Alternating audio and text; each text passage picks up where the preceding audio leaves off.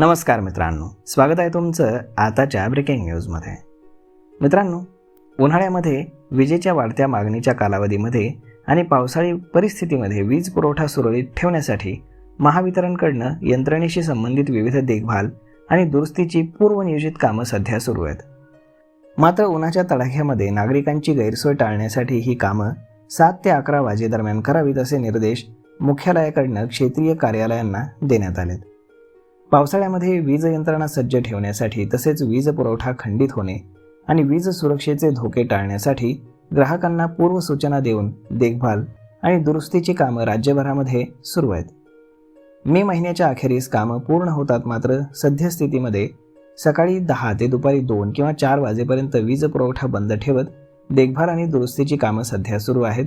या पार्श्वभूमीवरती हे आदेश देण्यात आलेत. ग्राहकांना SMS करत दुरुस्तीची पूर्वनियोजित कामं करताना प्राधान्यानं पर्यायी वीज पुरवठा उपलब्ध करून देण्याचे तसेच ग्राहकांना SMS द्वारे कळवण्याचे देखील निर्देश देण्यात आलेत. तर मग मित्रांनो, अशा पद्धतीनं आता इथून पुढे हे दुपारची लाईट जाणार नाही, कारण सकाळी 7 ते 11 या वेळेतच लाईटच्या मेंटेनन्सची कामं करावीत असं आता सांगण्यात आले. तर मग मित्रांनो, हा व्हिडिओ, ही माहिती तुम्हाला कशी वाटली हे तुम्ही आम्हाला कमेंट करून नक्कीच सांगा. आणि जर आवडली असेल तर आपल्या जवळच्या मित्रमंडळींसोबत देखील हा व्हिडिओ तुम्ही शेअर करायला विसरू नका. धन्यवाद.